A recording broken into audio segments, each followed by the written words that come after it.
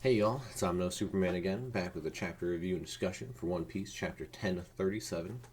I love this chapter. The fight between Kaido and Luffy was sick. There's just a bunch of awesome action sequences, which, again, once it gets animated, will be crisp. Now I'm really looking forward to it. But the main discussion part about this chapter is the final 2 pages. You got the 5 elders in Mary Joa, whatever.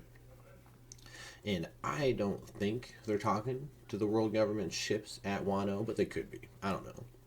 But the world government ships spot a huge shadow, which turns out to be Zunisha, and the 5 elders are talking about a fruit that is a legend even to them that has not awakened for centuries upon centuries. And the world government gave it a specific, different name.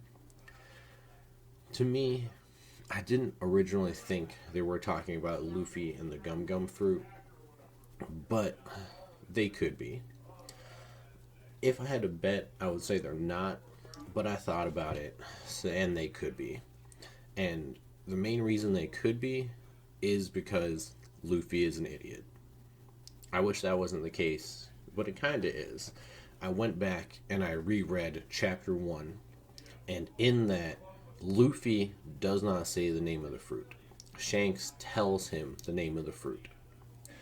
So, if the world government or the 5 elders, I guess it was the world government, not the 5 elders, if they gave the fruit a name to try to hide what it really is, then I don't know if Shanks would know what it really is or if he would just go with the name he believes it is. Because they stole it, they said it was the Gum Gum fruit, and that's what they told Luffy. So Luffy, being a child, it makes sense he would believe Shanks and his crew and call it the Gum Gum fruit. The argument for this has been, against this I should say, is that when someone eats the fruit, they learn the name of it. So if it has a different fruit, if the fruit has a different name, Luffy should know this. But this goes to Luffy being an idiot.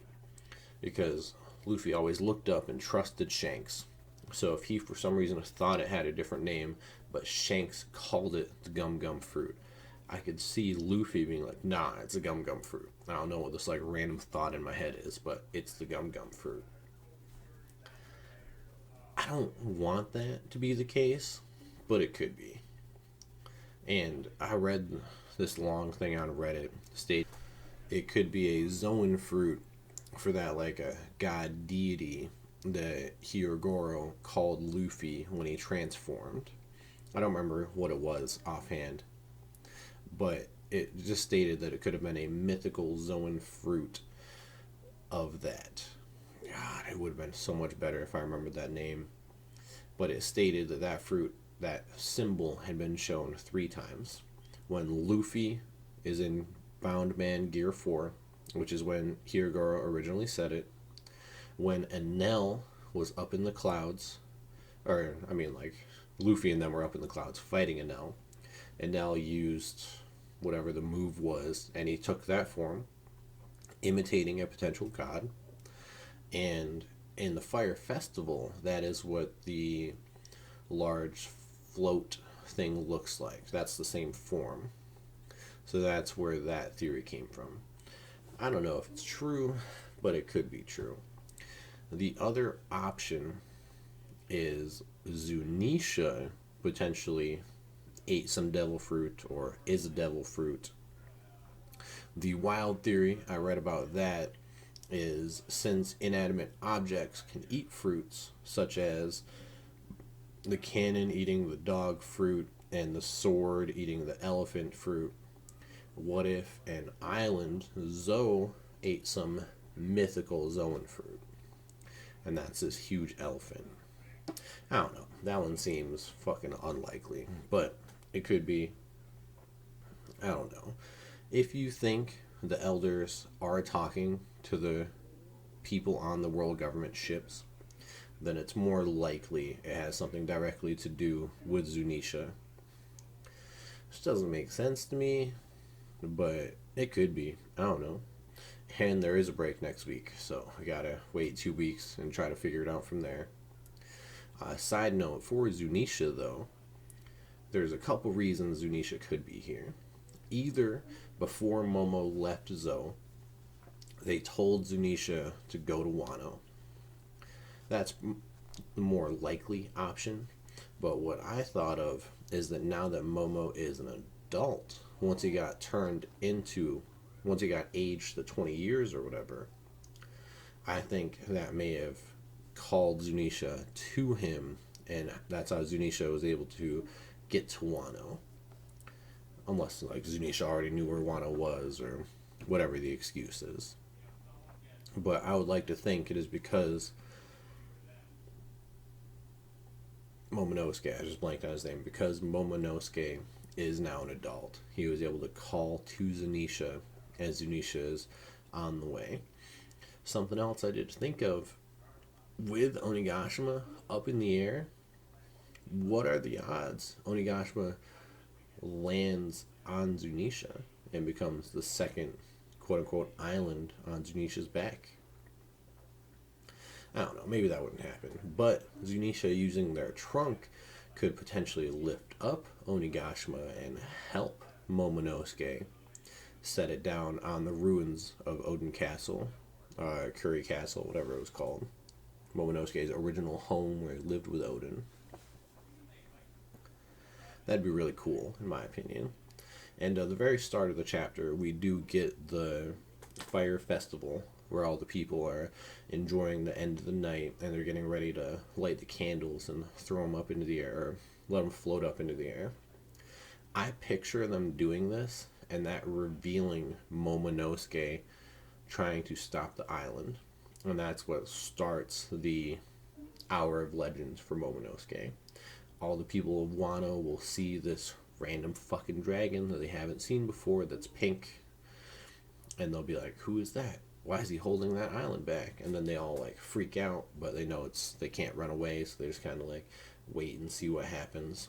And that's how it gets revealed to them that Momonosuke is quote unquote their savior.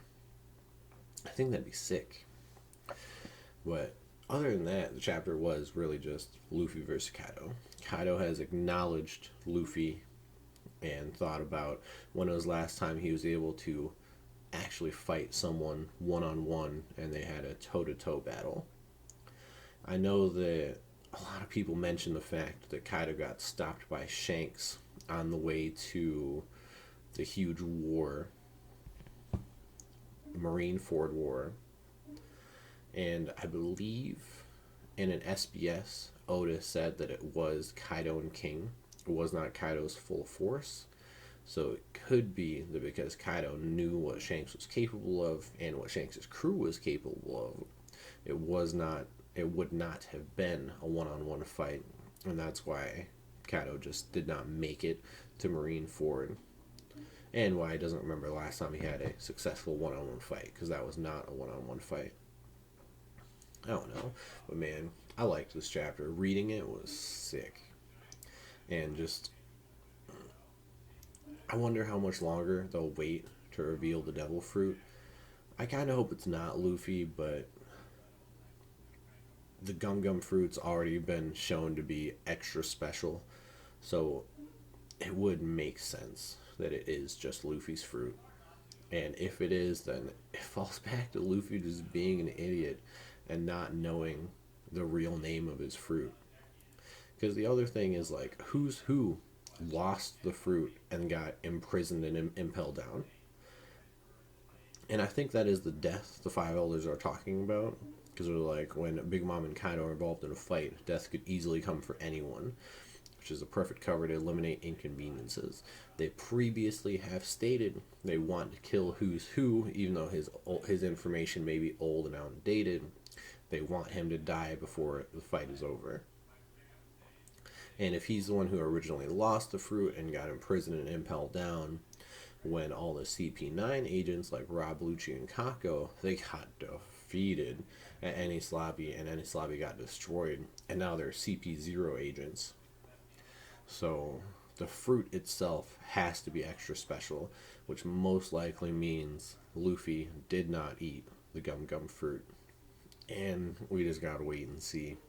But I'm going to be looking forward to it, as always. If you watch this, I appreciate it. Y'all have a good one.